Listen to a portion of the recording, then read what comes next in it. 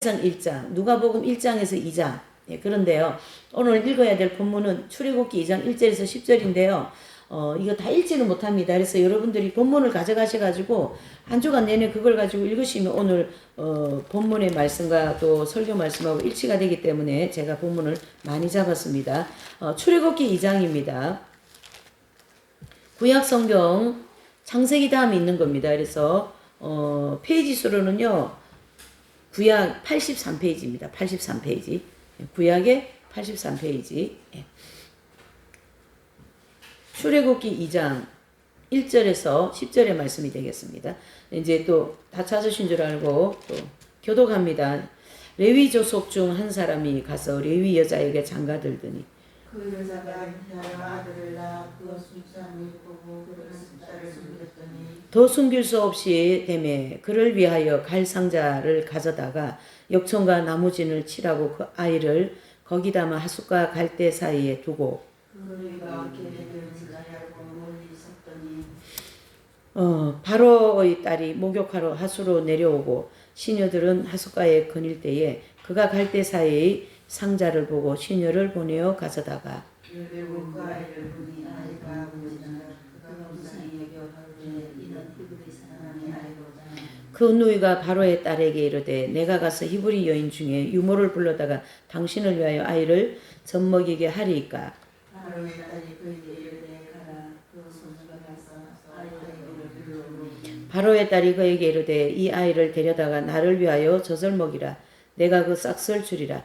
여인의 아이를 데려다가 젖을 먹이더니 그 아이가 사람의 아들에게로 데려가니 그의 아들이 되니라. 그가 그 이름을 모세라 하여 가로되 이는 내가 그를 물에서 건져내었음이라 하였더라. 아멘.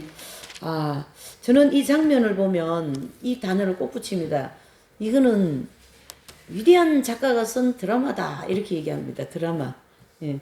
우리가 드라마 같은 거 보면 뭐 이렇게 탁 대고 탁 대고 이런 걸 볼 수 있잖아요. 네, 그런데 어찌 이렇게 되냐 이런 얘기죠. 우리가 성경을 자세히 보면 제가 이제 이 부분에 대해서 한 번은 또 말씀을 좀 준비를 할까 싶은데요. 마침내 사가랴가 제사장이 되고 누가복음에 보면 마침내라는 단어를 많이 나옵니다. 누가복음에. 마침내는 꼭 우리가 우연인 것처럼 보이는데요. 하나님은요, 우리를 이끌어 가시고, 인류를 이끌어 가시고, 이 모든 것은 꼭, 우연인 것처럼 하는데, 그 마침내는 꼭 우연히 그 사람이 거기 들어오고, 마침내는 우연히 그 길을 지나가게 되고, 그렇게 보이는데요. 하나님은 이 마침내라고 하는 우연이라는 이 보자기를 덮어 씌워 놓고, 그 뒤에는 뭐가 있냐면은 필연이 있어요. 필연. 그래서 마침이라는 우연을 하나님은 가려놓고 언제든지 필연적으로 하나님께서 일을 하신다라는 거죠. 그래서 오늘 이 사건도 이제 히브리 남자가 히브리 여인에게 이제 결혼을 했어요. 그런데 아이를 낳는데 모세를 낳는데요. 그 당시에는 남아 살해 정책을 세웠어요. 애굽의 왕이. 그래서 남아설의 정책을 이제 시행할 때 이 요게벳이라는 어머니가 이제 이미 그러니까 아론이 제일 큰 형이고 미리암이 누나, 그다음에 이제 막내가 이 모세거든요. 이 모세의 막내를 이제 이렇게 이제 했죠. 아기를 이제 뵀어요. 그렇게 아기를 놓고 보니까 애가 너무 준수한 거예요. 그래서 본문에는 모세의 용모가, 즉 아기의 용모가 너무나 아름다워서 이 엄마가 안 그래도 아무리 뭐 꼽추라도 눈이 하나 없어도 어떻게 그 우는 아이를 버리겠어요. 어떻게 죽이겠냐면 이거 사람으로서는 할 수 있는 일이 아니거든요. 근데 하나님을 믿는 사람, 그 당시 히브리인들도 하나님, 여호와 하나님을 믿는 사람들이기 때문에 어떻습니까? 그 생명을 죽이는 것을 할 수가 없어요. 그러나 애굽의 바로는 하나님이 없는 마음이기 때문에 2살 먹은 그 헤롯 왕이 애들 다 죽이는 것처럼 이 애굽의 바로도 애들을 다 죽이라는 아마 살해 정책을 세운 거죠. 왜 그러냐면 히브리인들이 너무 이 엄마들이 건강해서 그런지 아기를 너무 많이 놓는 거예요. 많이 놓고 잘 키우는 거예요. 그래서 애들도 막 건강하게 쑥쑥 자라니까 이 아이들이 이 히브리인들이 인구가 너무 많이 부르니까 이 정책을 머리를 쓴 거죠. 정치적으로 이제 머리를 쓴 거죠. 왜? 노예들이 사람이 너무 많아지면 쿠데타를 일으키거든요. 그래서 들고 일어나 버리면 이게 옛날에는 사람 많은 게 인의 전술이잖아요. 그래서 안 되는 거 위험해요. 그래서 이 바로가 이제 이 남아 살해 정책을 이제 세운 거죠. 정치적으로. 왜? 계속 노예로 이제 만들어서 자기들이 이제 사용하려고 그런 거죠. 이런 이제 배경에서 요게벳이라는 이 어머니는 모세를 낳게 되는 거죠. 그리고 또 노예 생활을 하기 때문에 삶이 보통 고달픈 게 아닙니다, 여러분. 생활이 보통 고달픈 게 아니에요. 애굽의 창고에는 곡식 창고에는 곡식이 꽉꽉 들었는데 이 노예들에게는 늘 밥을 먹을 게 없는 거죠. 이름 뼈 빠지게 하고 그런 삶을 400년을 지내옵니다. 400년을 살아오면서 이렇게 이제 상황이 되는 거죠. 자, 그래서 이 요게벳이라는 어머니는 히브리인 중에 아주 뼈대 있는 집안 어머니예요. 그래서 이분은 하나님을 굉장히 이제 이렇게 신뢰하는 그러한 이제 그 심성을 그 심령을 가지고 있는 어머니입니다. 다 설명하기는 시간이 없으니까.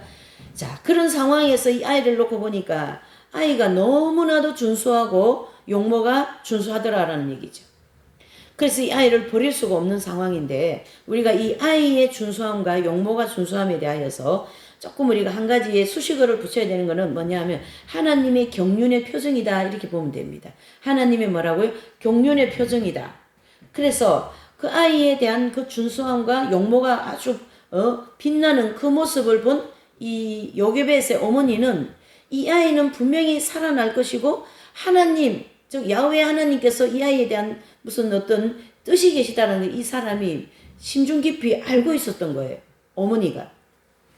그래서 이 요게벳이라는 어머니는 그러한 마음과 함께 자녀를 사랑하는 그 순수한 부모의 사랑을 이제 모세를 그때는 이름이 없었지만 모세를 이제 갈대 상자를 하는데요. 갈대 상자라는 이 갈상자가 파피루스 같은 그런 어떤 거기에만 이렇게 자라는 무슨 나무인가 봐요. 나무는 아니고 뭐 갈대 같은 그게 굉장히 튼튼했던 것 같아요. 제가 이 내용을 보면서 제가 이제 1592년에 뭐가 납니까? 우리 조선내 1592년 임진왜란 일어나잖아요. 임진왜란이 7년 만에 끝나고 난 다음에 유송룡이라는 아주 그 당대의 그 학자이십니다. 그래서 선조를 이제 자위전 영의정까지 이제 섬기면서 하신 분인데 이분이 그 전쟁 끝나고 난 다음에 이제 자기 사퇴 관직을 내려놓고 쓴 책이 징비록이라는 책이 있어요. 그 징비록이라는 책이 있는데 징비록은 징계 징자를 써서 다시는 이 조선에 이런 전쟁이 일어나지 않도록 우리가 준비하고 조심해야 된다는 징계적인 입장에서 책을 쓴 거거든요. 근데 그 책에 보면 이제 왜군들이 막 쳐들어오는데 강이 있는 거야. 이렇게. 강이 있는데 다리가 없어요. 그 옛날에는 그런 게 잘 없잖아요. 이 강을 건너야 군사도 가고 그러는데 이분이 이제 머리를 쓰는 거죠. 머리를 이제 어떻게 쓰냐면 칡뿌리죠. 칡뿌리. 칡뿌리 그 넝쿨을 군사들을 다 시켜가지고 넝쿨을 엄청나게 뜯어와가지고요. 그거를 가지고 다리를 만드는 거예요.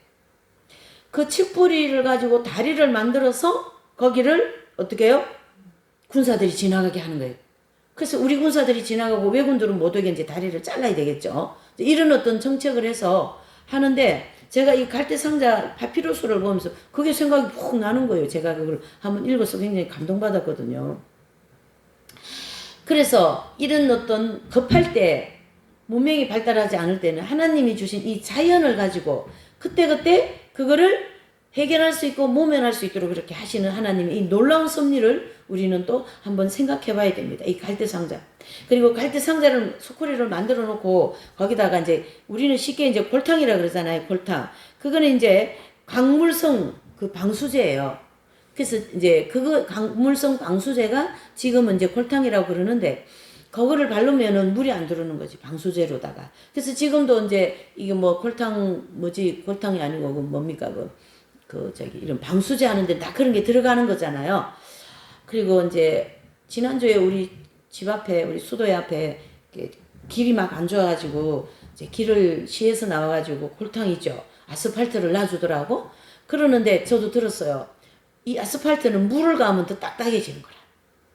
그래서 이 골탕이 물이 들어가면 딱딱해져가 물이 안 들어오는 거죠. 이제 그런 원리가 있는 거예요. 그래서 이 파피루스는 그 사해 바다 그쪽으로 해서 많이 자란대요. 그 이제 나는 장소가. 이 요게벳의 어머니는 그 갈상자에 골탕을 바르고 또 상자를 만들고 하는 그 과정을 우리가 좀 묵상을 할 필요가 있어요. 거기에 얼마나 그 자녀에 대한 사랑과 그 자녀를 살리고자 하는 그 어머니의 마음이 얼마나 거기에 깃들어 있었겠냐 말이죠. 모든 것이 편안한 상황에서 경제적으로 삶이 평안한 가운데서 어쩔 수 없어 해야 되는 그런 상황이 아니라 노예의 신분을 해서 이 노예가 언제 풀려날지 이렇게 우리가 뼈 빠지게 살아야 되는 때가 언제인지 희망과 소망이 없는 이때에 모세가 태어났고 그 모세를 살리기 위해서 어머니가 하는 이 행위를 우리가 볼 수 있어야 된다 이런 뜻이죠. 무슨 짓을 못하겠어요 어머니가. 어머니는 무슨 일이라도 해서 자녀를 키우고자 하는 마음, 자녀를 위하여 희생하고자 하는 마음이 이 어머니라고 하는 본질적인 그 모성애를 하나님이 주셨어요. 그래서 어떤 그 이제 학자가 이런 얘기를 했대요. 하나님께서 가정마다 이 다 손길이 이렇게 미치지를 못하니까 가정마다 누구를 세워놨다고요? 어머니를 세워놨대요. 그래서 그 어머니를 통하여 하나님의 역할을 하라고. 그래서 이 어머니라는 자리, 어머니라는 사람, 어머니라는 이 속성은 굉장히 큰 어머니입니다. 그래서 우리가 교회를 다녀도 내지는 뭐 가정에서 생활해도 어머니 역할을 해야 되는 사람이 꼭 있어요. 그래서 어떤 이런 그 어디입니까? 그 이런 뭐 직장에서도 사회에서도 예, 교회에서도 어떤 조직 안에서도 꼭 그 역할을 해야 되는 사람이 있어요. 제가 어떤 학원을 좀 다닐 일이 있어가 옛날에요. 안양에 학원을 다니는데 그 학원 선생님이 생긴 거는 꼭 시골 여자같이 생겼어요. 응? 그냥 머리도 탁 묶고 별로 멋도 안 부리는 그런 수두분한 분인데 그 학원 선생님들 중에 이분이 없으면 일이 안 되는 거예요. 그래서 이분은 제가 보니까 그 학원에서 엄마 역할을 하더라고. 뭐 작은 거 뭐 커피부터 컵부터 다 챙겨놓고 말이죠. 그렇게 하는 역할을 하는데요. 언제나 빵긋빵긋 웃는 거예요. 얼굴 이쁘질 않아요. 근데 웃으니까 너무 이쁘더라고. 그 마음씨가. 공부를 가르치는 것도 참 자세하게 어머니 같은 마음으로 따뜻함을 제가 느낀 적이 있습니다. 그래서 제가 이 본문을 이렇게 준비하면서 그런 여러 가지 내용들이 막 이렇게 막 생각해서 막 돌아가는 거죠. 그런 어머니와 같은 자리는 그렇게 모든 것을 희생을 하는 거죠. 지금 이 어머니가, 이 요게벳 어머니가. 그 가정의 어머니는 하나님 역할을 하는 거죠. 그래서 럼브란트라는 그 화가가 이제 그림을 이제 그리잖아요. 돌아온 당자. 그 돌아온 당자 그림 제일 좋아하거든요. 그래서 그 돌아온 당자가 말이죠. 다 떨어진 옷 입고 막 이제 그 아버지가 준 재산 다 당진시켜 놓고 이제 돌아왔을 때 아버지 발 앞에 막 엎드려서 막 흥흥거리고 우는 그 아들의 등을 이렇게 손으로 이렇게 해 놓은 게 있거든요. 그러면 이제 그 손이 두 개의 손이 하나의 손은 아버지의 손이고 하나의 손은 어머니의 손으로 그려놨어요. 그래서 손 하나는 조금 곱게 생겼고 하나의 손은 좀 거칠게 생긴 그런 거를 이제 볼 수가 있습니다. 이렇게 하나님의 속성 중에는 어머니의 사랑도 있고 아버지의 사랑도 있어요. 그래서 사랑이라고 하는 사랑은 다 가지고 계신 분이 하나님이신데요. 그 하나님의 속성을 그 모성애라고 하는 그 속성 즉 애정을 어머니들에게 주셨다고요. 그래서요 아버지들은 좀 보면 그냥 울타리 역할만 하는 거예요. 울타리 안에서 일어나는 일이 얼마나 많습니까? 그렇죠? 먹이고 입히고 씻기고 뭐 챙기고 뭐 하고 뭐 유치원 갈 때 보면 어머니들이 다 뭐 연필 챙겼냐 뭐 스케치북 챙겼냐 가방 챙겨라 뭐 챙겨라 온갖 거 다 하는 거죠. 예? 거기부터 시작하여 신발부터 입는 옷부터 시작하여서 여러분들이 그렇게 다 하지 않으셨습니까? 예. 우리 어머니는 맨날 앉아가지고 짜는 거예요. 옷 짜는 거 옛날에는 옷 짜가지고 많이 입혔잖아요. 앉아가지고 손 안 보여. 손 빨리 짜가지고 입히고, 예? 뭐 하여튼 뭐 개바지 짜가지고 입히고 개바지. 옛날에 개바지가 유행했거든요. 우리 클 때. 예, 그거 입히고 따뜻하게 505실 사가지고. 그렇게. 그래가지고 참, 예, 어머니들의 그 손길을 우리가, 예, 어떤 목사님 어머니 아마 들은 분도 계실 거예요. 어머니는 아들이 공부를 해야 되는데 이 책값이 없는 거예요.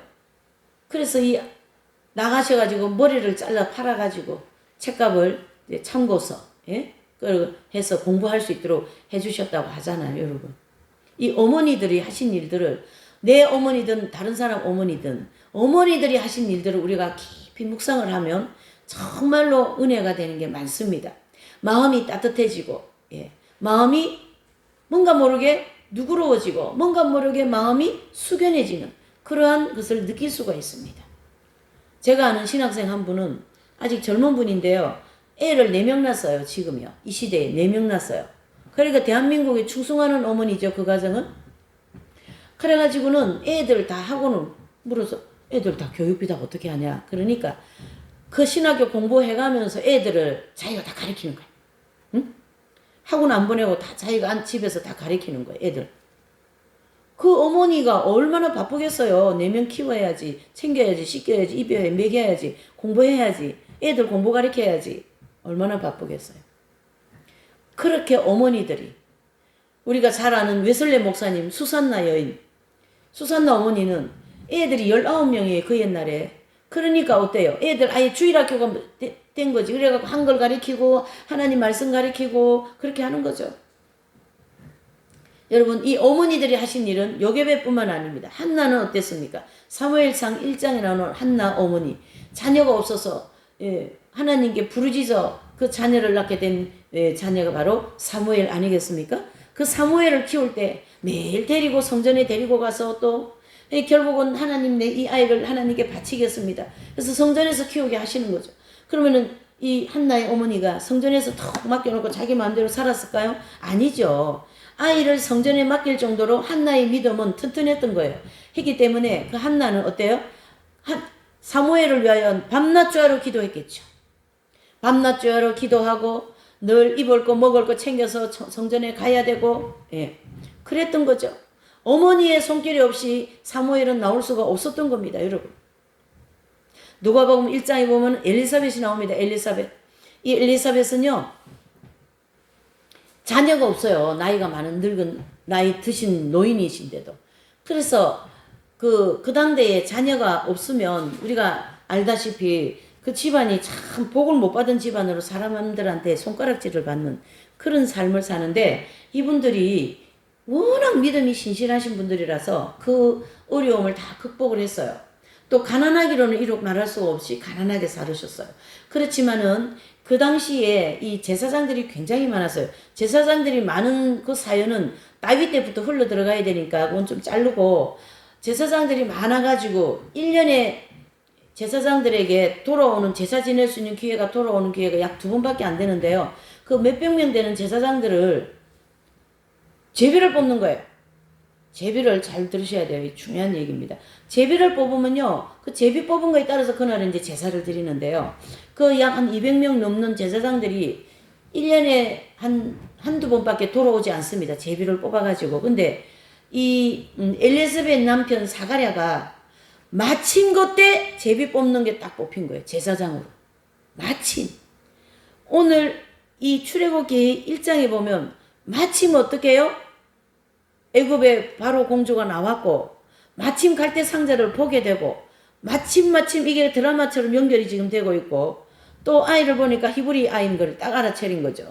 그런데 그 미리암을 보내는 어머니의 지혜가 나는 이 엄마가 대단한 분이다. 누가요? 요게벳 엄마가. 여러분, 애를 버리고 나면은 걱정만 하고 앉지, 아유, 저 애가 떠내려가다가 죽을 거 아니, 이러고 앉았지. 미리암이라고 하는 그 딸을 보낼 생각을 어찌 했겠냐 말이죠. 그래가지고는 미리암이 가고 딱 서 있다가 갈대 상자를 추석한 그 애굽의 바로 공주를 딱 보면서 가서, 에? 유모를 데리고 올 거냐고. 이래 하잖아요, 여러분. 다 누가 했어요? 요게벳 어머니가 한 거죠. 마찬가지로 이 엘리사벳 남편 사가랴도 마침 그때 뭐가 됐어요? 제비를 뽑아진 거예요, 여러분. 그 전에 제비 뽑아지도 되는데 마침 그때 제비를 뽑은 거는 사가라와 엘리사벳을 통하여 누구를 보내기 위하여서요? 세례자 요한을 보내기 위하여서 이렇게 하셨다고요. 이 하나님의 놀라운 섭리, 하나님의 이 드라마에 우리가 감탄하지 않을 수가 없는 거죠. 그래서 사가라는 제사를 지내러 들어가서 그때 당시 뭐가 되죠? 벙어리가 되잖아요. 그리고 메시지를 받는 거죠. 세례 요한이 아기를 이제 부인이 아이를 놓을 것이다. 그리고 이제 태어난 사람이 세례자 요한이잖아요. 성모님은 또 어떻고요? 마리아 성모님은 도저히 애를 생길 수 있는 상황이 아니에요. 상황이 정혼을 했습니다. 약혼을 했다는 얘기죠. 또 율법에 정혼하기 전에 이 아이를 가지면 돌에 맞아 죽는 걸로 되어 있어요, 여러분. 그리고요, 그 당시에 이 유대인들은요, 율법을 철저히 지키는 사람들이었기 때문에 돌로 이제 쳐 죽일 판인 거예요. 돌에 맞아서 죽을 판인 거예요. 성모 마리아께서. 그런 살벌하고 그러한 죽기 직전 같은 그러한 상황에서 이 성모 마리아께 예수님이 이제 성령으로 잉태하는 일이 생기는 거죠. 성모님은요, 예수님을 키우면서 늘 간이 조마조마한 거예요. 왜 그래요? 이 나쁜 사람들이 예수님을 자꾸 괴롭히는 거라. 나쁜 아이들, 나쁜 사람들, 왜? 이미 마귀가 이 예수님은 하나님의 아들이라는 걸 알거든요. 그렇기 때문에 이 하나님의 아들인 예수님이 어릴 때부터 못된 사람들이 자꾸 거기다가 해코지를 하는 거지. 또 마리아 그 요셉 그 가정에 자꾸 이렇게 분탕질을 하는 거죠. 억울한 일을 자꾸 뒤집어 씌우려고 하는 거죠. 그 이제 책에 그 보면 또 예수님이 어린 시절이라는 영화를 보면 그런 게 있어요. 마귀가 가만히 있겠냐 말이죠. 그런 이 성모님 마리아께서는 얼마나 애를 키우는데 힘들었겠냐 말이죠. 그래서 또 가난하기로는 성경에 보면 예수님의 어머니와 요셉이 예수님은 이제 8일 만에 이제 그 할례 받고 그 다음에 또 이제 40일 되면 또 이제 성전에 가고 이런 일이 있습니다. 그 결례대로. 그 결례대로 이제 그날은 성전에 가는데 최하적으로 가난한 사람들이 내는 비둘기 어린 방구 2마리 잡아가지고 그걸 들고 오는 거죠. 그 모습은 그 당대에 최고로 가난하게 살았다는 것에 대한 표적이거든요. 그런 가난한 살림에서 이 예수님이 성령으로 잉태된 분이라는 것을 이미 성모님도 아시고 요셉도 알기 때문에 이분은 보통 사람이 아니라는 걸 알기 때문에 얼마나 이 보호를 열심히 했겠냐 말이죠. 예. 기도도 많이 하셨을 것이고 그러나 생각지도 않은 기적 같은 일이 다 일어나는 거죠. 예수님 어린아이 예수님을 통하여. 그게 이제 성경에 기록된 내용은요. 예수님이 12살 때 이제 성전에 데리고 갔었는데 성모님하고 요셉하고 애를 잊어버린 거죠. 그래서 막 애를 찾아서 성전까지 들어가니까 거기서도 이 두루마리를 들고 율법을 낭독하고 계시거든요. 그래서 어찌하여 이렇게 우리를 염려를 시키느냐. 그러니까 어머니 왜 저를 제가 있어야 될 집에 있는 것이 당연하지 않습니까? 이렇게 답을 하면서 그 당대의 어머니와 아버지 요셉에게 놀라게 한 일도 있는 거죠. 그런 순간순간들이 얼마나 마음 조이고 그렇죠? 예, 그 아이를 키워야 되는 어머니로서 마지막 최후의 어머니의 그 마음이 심장을 찌르는 일이 생기는 거죠. 그게 바로 십자가 사건 아니겠어요? 그게 시몬이라는 예언자가 이미 아기를 그 성전에 데리고 들어올 때 예언을 받잖아요. 그래서 당신의 심장이 이 아이로 인하여 칼 찌르듯이 칼로다가 찌르던 고통을 당할 것이다. 십자가에 달리는 예수님을 보면서 성모 마리아께서는 거의 기절 직전에 가기까지 되는 거죠. 그렇게 해서 어머니로서의 하나님이요 어머니에게 주신 그 모든 모상이 있잖아요. 그것을 성모 마리아께서 다 감당하신 것을 인류에게 보여주고 있습니다. 이해되시죠? 그래서 우리는 그 성모님에 대한 신심을 가지고 그분이 가진 그 신실한 하나님의 뜻을 어머니로서 따라가는 그 모습을 따라가는 어머니들은 정말로 축복을 많이 받게 될 줄 믿습니다. 그래서 이 신약을 시작하면서 이 마리아께서 그런 일을 하셨는데 거슬러 올라가면 요게벳 어머니를 우리가 볼 수가 있는 거죠. 그래서 이제 이 내용을 쭉 보시면 8절 9절을 보니까 바로의 딸이 그에게 이르되 소녀가 이르되 가라. 그 소녀가 가서 아이의 어미를 불러오니 바로의 딸이 그에게 이르되 이 아이를 데려다가 나를 위하여 젖을 먹여라. 그 싹을 주겠다. 자 여기 보세요. 이게 지금 누굽니까? 이게 지금 친누나에다가 친어머니 아니겠어요? 그런데 이제 바로의 딸에게는 이 친엄마가 친누나는 아닌 다른 사람으로 보이고 또 이 요게벳은 모세의 이제 그 유모로 들어가게 되는 거잖아요. 근데 거기다가 또 싹스를 준다 그러네. 제가 이 대목을 보면 꼭 이런 생각이 들어가요. 하나님의 일을 하면 하나님 사명을 감당하면 우리 먹고 마시는 거 하나님 책임져요 안 져요? 책임지는 거요 여러분. 하나님 일하고 하나님 위하여서 성전을 위하여서 일하고 또 하나님 뜻을 따르기 위해 사명 감당하고 뭐든지 하면 기도회도 하고 공부도 하고 교회 사는 모든 일을 우리가 같이 하면요 먹고 사는 일요 하나님이 책임지십니다. 아멘이십니까? 아 여기 8절에 나오잖아요. 8절에 제 말이 아니죠. 바로의 딸이 그에게 가라. 이르되 가라. 소녀가 가서 아이를 어미를 불러오니 그 딸이 바로의 딸이 그에게 이르되 이 아이를 데려다가 나를 위하여 젖을 먹이라. 내가 그 싹을 주겠다. 싹을 받고 애를 젖을 먹이는데 지금 요게벳 입장이 어떻습니까? 친엄마 아닙니까? 친엄마로서 모세를 품에 안고 젖을 먹이고 키우죠. 친엄마로서 모세를 위하여서 히브리 역사를 가리키는 거예요. 이때 모세에게 무엇이 들어갑니까? 야훼 신앙인 하나님을 알게 되는 계기가 됩니다. 모세는. 그래서 이제 3살까지 키우고 바로 딸인데 데리고 가거든요.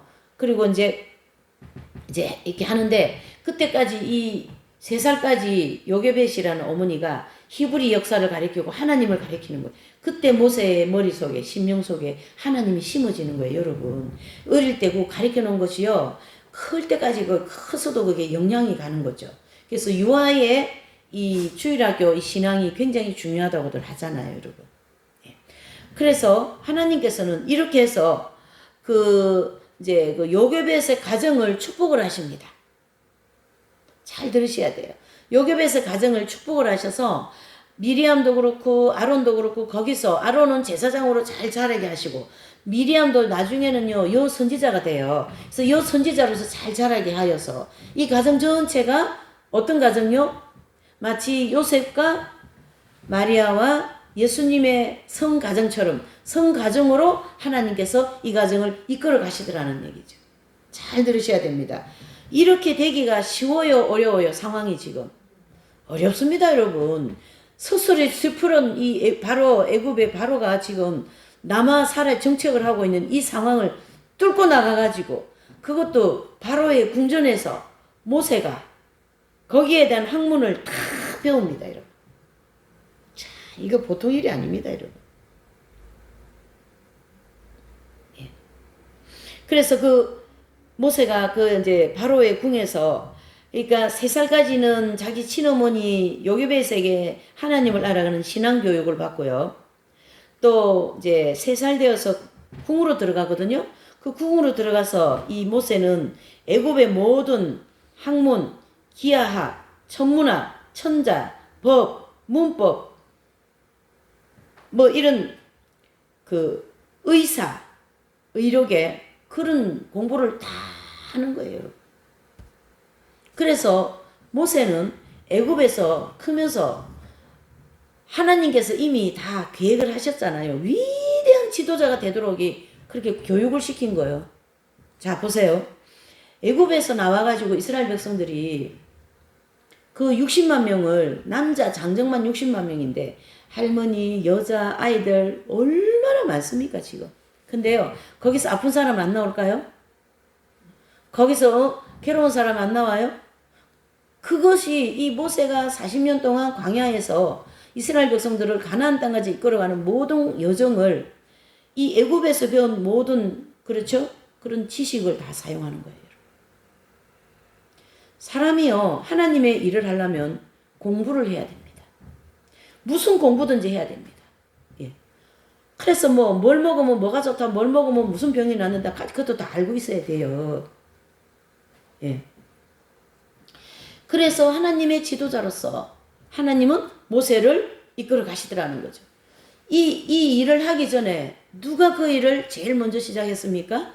요게벳이라는 어머니가 제일 먼저 시작했다는 얘기죠. 그래서 하나님은 이와 같이 요게벳이라는 어머니의 이 믿음을 통해서 이러한 위대한 일을 하여서 이스라엘 인류 역사에 모세 하면은 어머니 요게벳을 우리가 빼놓을 수가 없는 거죠. 모세 하면은 그의 형 아론, 모세 하면은 그의 누이 누구죠? 미리암을 빼놓을 수가 없는 거죠. 여러분. 아무개 가정하면은 그 집은 아무개 빼놓을 수가 없는 거죠. 이걸 다 누가 하냐면요, 어머니들이 그 일을 하는 거죠. 이해되시죠? 저희 어머니는 저를 놓고 산으로 병을 얻어가지고 막 활동을 열심히 못하는 그런 분이라고 했잖아요. 그래서 늘 앉기만 하면 책을 많이 보셔요. 그래서 우리 어머니 이름이 교회에서 우리 어머니는 늘 아무개 이제 권사직도 안 받았어요. 왜 그러냐면 내가 몸이 이러니까 권사직을 받으면 모임도 가야 되고 뭐 여러 가지 봉사도 해야 돼서 몸이 이래서 권사직을 교회에서 여러 번 이렇게 권했지만은 권사직을 안 받으셔가지고 돌아가실 때까지 집사님이었거든요. 그래서 우리 어머니 서영래, 이름이 서영래인데 서영래 집사님은 책 많이 읽는 분 이렇게 돼 있어요. 책 많이 읽는 분. 그러니까 그 어머니는 늘 책을 읽어가지고 앉아가지고 조선시대를 꿰고 앉았어. 그래가지고 우리 저기 동생, 울산에 동생 그 딸이 있는데 그 딸이 이제 그런다는 거지. 할머니가 계셔가지고 그때 자기들이 학교 다닐 때 역사를 앉아가지고 뭐 조선 왕들을 다 이름을 깨면서 뭔 정조는 누구고 뭐 누구는 뭐 막 그렇게 열심히 얘기를 해줘가지고 자기들 역사 공부할 때 굉장히 도움이 많이 됐다고 지금도 얘기하고 있어요. 제가 이런 얘기는 자랑이 아니고 뭐냐. 그 집 하면은 어떤 어머니, 누구 하면은 그 어머니, 이런 어머니가 되어야 된다, 이런 얘기입니다. 자, 그러면 지금부터 우리는 어떤 어머니가 되어야 되는가? 자, 한 몇 가지만 정리를 할게요. 지금부터 우리는 이 시대에 어떤 어머니가 되어야 되냐면, 이 미리암이, 요게벳이 모세를 향하여 하신 모든 일들은 사람들이 별로 모르고, 그 당시에는 그런 일이 일어나는 줄도 모르고, 보이지 않는 곳에서 하나님이 이러한 위대한 일을 했다라는 얘기죠. 그래서 본문에서 하나님이 직접 이 모든 사람들, 우리 모두 또 요게벳이라든가 또 그 가정을 구원하여서 하나님의 뜻을 이루기 위해서는 보이지 않는 곳에서 일이 이루어진다는 거죠. 그래서 우리 사람들은 특별히 이 시대는요, 잘 보셔야 돼요. 보이는 것에 너무 많은 생각과 이런 감각적인 걸 가지고 있기 때문에 보이지 않는 거에 대한 생각이 별로 없습니다. 프로테지라면 한 5%나 있을려나 모르겠어요. 근데요, 반대로 생각해야 돼요. 보이는 것은 약 5% 정도밖에 아니고 보이지 않는 것은 95%라는 걸 알으셔야 돼요. 보이지 않는 곳에서 하나님은 이 요게벳을 통하여 이 위대한 일을 만들어내시는 것처럼 이러한 일을 하시더라, 이렇게 보셔야 됩니다. 그래서 이 믿음이라는 것은요, 히브리서 11장을 한번 보실까요?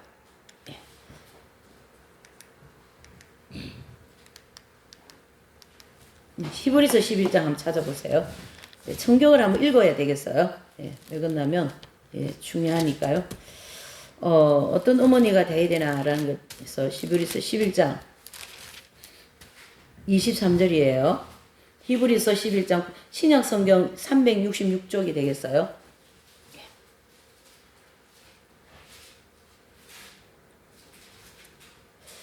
366장 히브리서 11장 23절 다 같이 읽어보십니다. 시작. 믿음으로 모세가 났을 때 그 부모가 아름다운 아이임을 보고 석 달 동안 숨겨 임금의 명령을 무서워 아니하며 그랬어요. 자, 여기 보시면 이 모세의 어머니가 믿음으로 그랬어요. 그러면 이제 에베소서 2장 여기 나와 있어요. 여기 찾지 마셔요. 시간이 많이 가니까. 에베소서 2장 8절 9절 시작. 너희가 그 은혜를 인하여 믿음으로 말미암아 구원을 얻었나니 이것이 너희에게서 난 것이 아니요 하나님의 뭐라고요? 선물이라는 거죠. 하나님께서는 보이지 않는 곳에서 요게벳에게 뭘 주셨어요? 믿음을 주셨어요. 믿음의 선물을 요게벳에게 주셨다, 이런 뜻이죠. 그래서 오늘 이 히브리서 기자는 이런 위대한 믿음의 어머니들을 중에 한 사람 요괴벳을 여기다가 딱 기록한 거 23절에 믿음으로 모세가 낳았을 때 그 부모가 아름다움을 보고 그렇죠?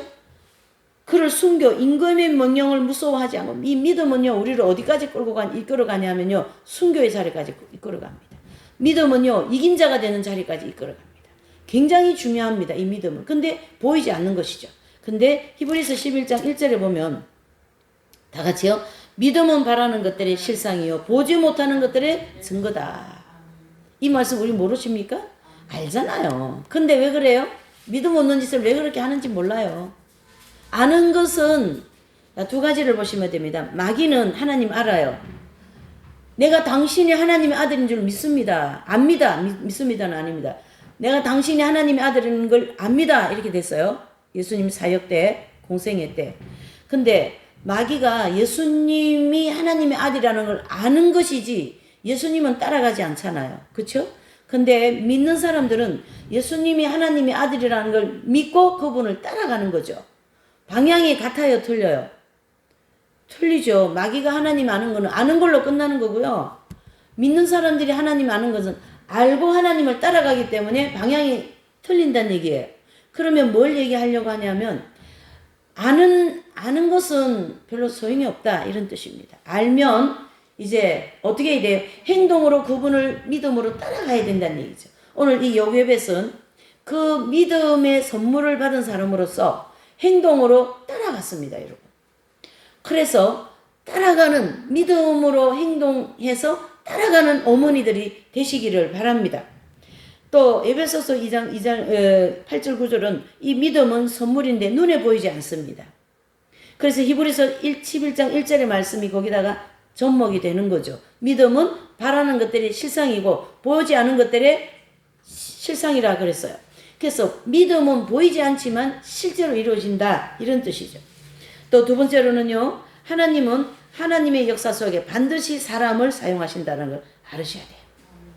하나님의 구속의 손길은 하나님은 사람을 이용하시고 사용하시고 나일 강가이죠. 강가에 아기가 어떻게 건짐을 받았는가에 대해서 우리에게 알려주는데 그것은 인간을 통하여 일을 하시더라는 얘기죠. 바로의 공주도 사람이요 짐승이요? 사람이잖아요. 또 미리암도 또 누구죠? 그 요괴벳도 다 사람을 통하여 위대한 모세를 만들어 가시더라는 거죠. 하나님은 반드시 사람을 통하여 그래서 강변에 있던 바로의 딸에 의해 건짐을 받고 저와 여러분들도 구원받을 때 어떤 장면을 보면 반드시 거기는 사람이 있어요. 짐승이 있는 게 아닙니다, 여러분. 사람을 통하여 일을 하신다는 얘기죠. 그래서 하나님이요, 그 사람을 딱 지명을 하면요, 그 사람을 통하여 반드시 그 일을 해내시는 하나님의 신실하심. 아멘이십니까? 하나님이 신실하신 것은 하나님이만 열심히 하시는데요, 하나님이 열심히 하시는 그 일이 우리한테 이루어지고 있다고요. 그래서 내가 너를 통하여 이런 일을 하겠다. 이렇게 하나님이 계획을 하셨다면 그 하나님의 신실성이 그 사람을 향하여 오랫동안 기다리면서 그 일을 계속 해 나가신다라는 거죠. 그게 바로 하나님의 신실성. 자, 그러면 잘 보세요.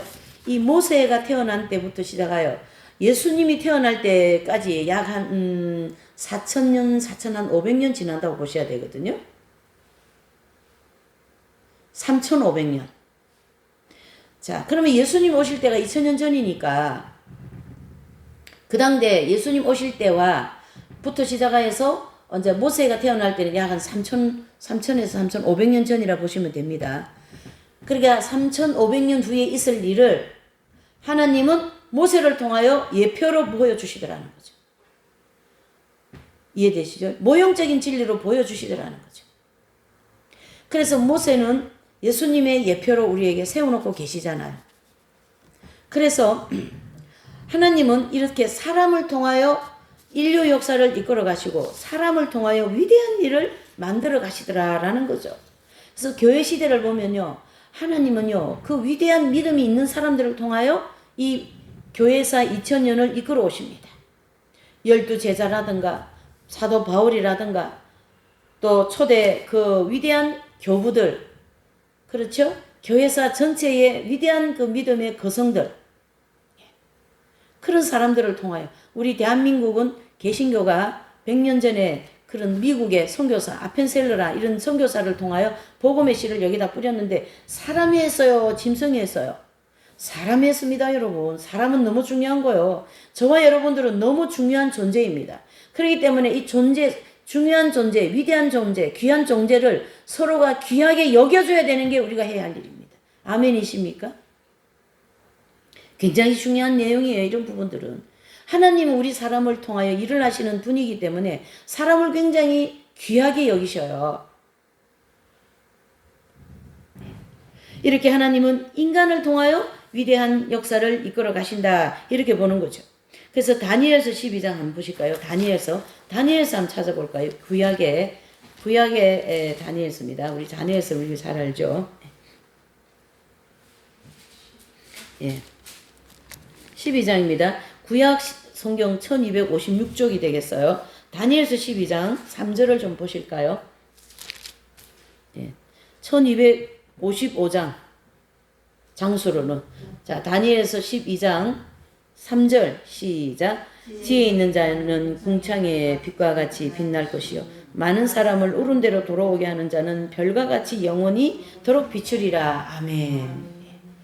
하나님을 위하여서 우리가 귀한 일을 하고 뭐 선교도 가고 하지만 내가 주어진 환경에서 내 마음 중심에 주님을 섬기며 사람을 귀하게 여기고 사람을 사랑하고 사람을 존중하는 이런 마음은 그 하나님의 그 중심을요 굉장히 이쁘게 보시고 귀하게 보셔서 이 오늘 다니엘서 12장 3절 말씀 후반부에 많은 사람을 옳은 대로 인도하는 자는 별과 같이 영원토록 빛나리라. 그런 말 축복이 그 사람에게 임하게 될 줄 믿습니다. 여러분, 이것은 하나님의 속성에서 나오는 이 위대함이 우리 인간에게 전수됐다라는 거죠. 믿는 우리에게. 자, 세 번째로는 하나님의 구원하시는 이 일은 눈에 보이지 않는데요. 사람을 이용하여서 이런 일을 해나가는데 이것은 절대적으로 우연이 아니라는 거죠. 아까 제가 서두에 얘기했죠.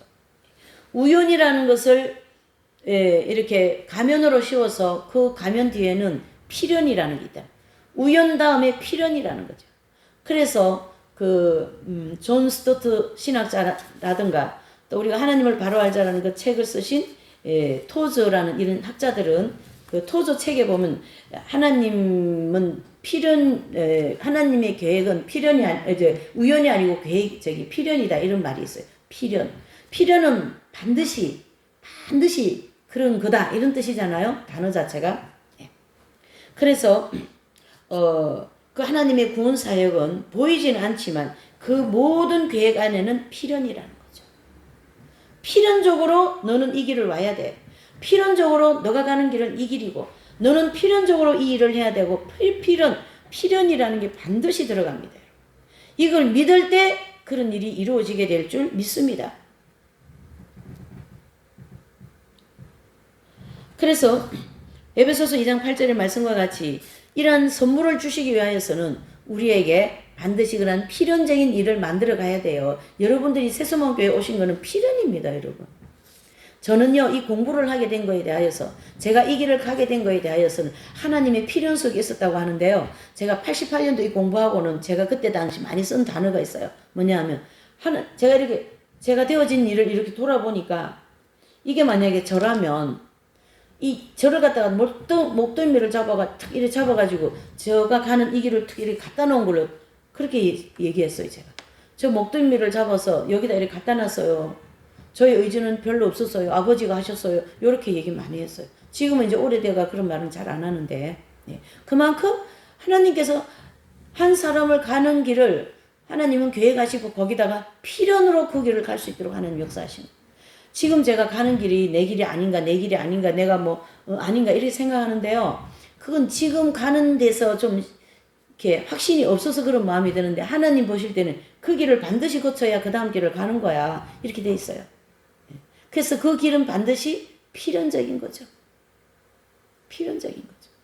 그 길을 안 가면 골 아픈 거요. 피곤해요, 인생이. 하나님이 정해놓으신 필연적인 길은 반드시 가야 됩니다.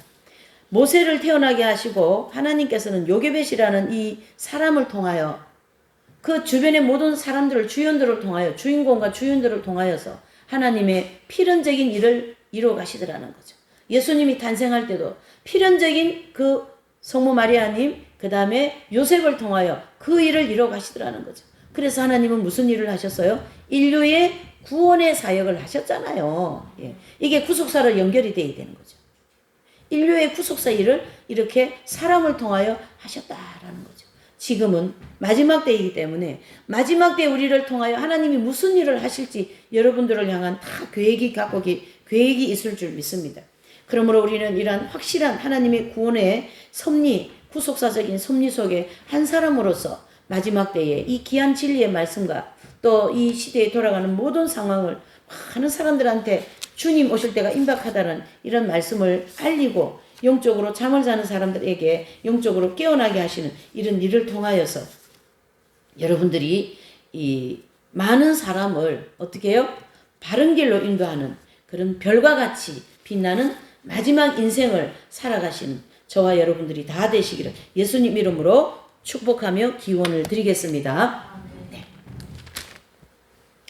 우리 찬양 한 장 하시고 우리 이 말씀을 통하여 기도 한번 하죠. 네.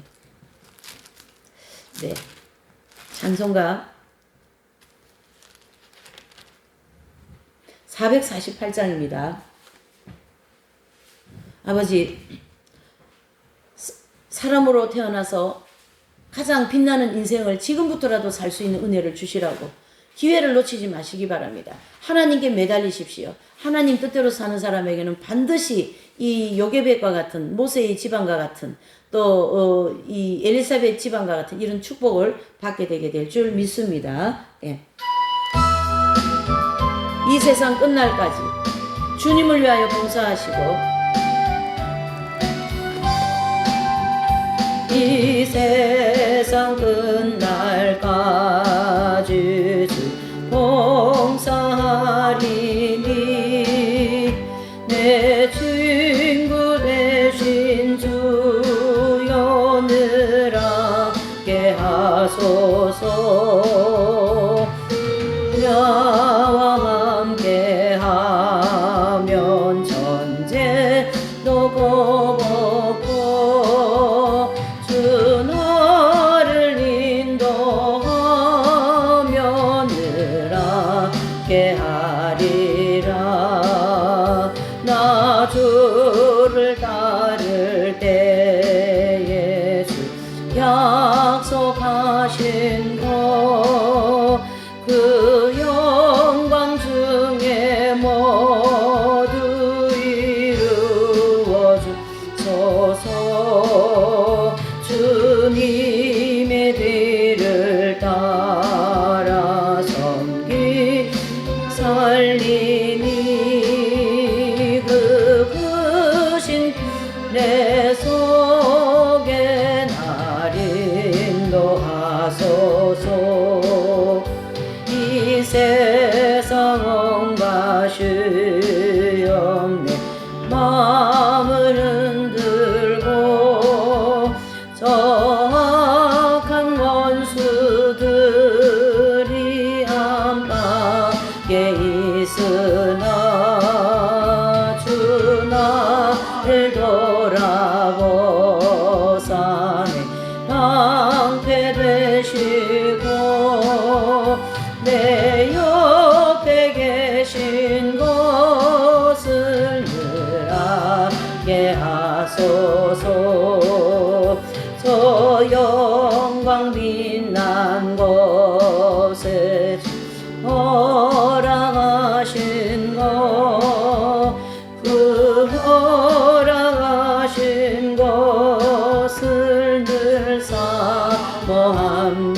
사모합니다. 늦까지 쉬지 않고 주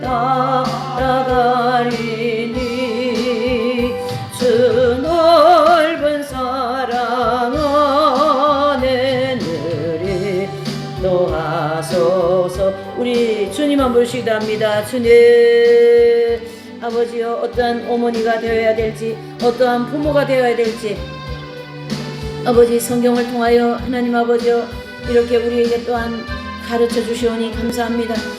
사랑이 많으시고 능력이 많으시고 아버지 하나님이여 요게벳이라는 이 가정을 이끌어 가신 하나님, 또한 엘리사벳이라는 이 가정을 이끌어 오신 하나님, 또한 성요셉과 성마리아의 성모님의 가정을 이끌어 오신 하나님, 오늘의 우리 모든 가정들을 기억하여 주시고 이 자녀들을 기억하여 주시고 어머니들과 이 부모 아버지들을 기억하여 주셔서 어떠한 아버지가 되고 어떠한 부모가 되고 어머니가 되어야 되는지를 더 깊이 깨닫게 하여 지금부터라도 이 세상 끝날까지 주님을 위하여 봉사하게 하시고 하나님이여 저 죽어가는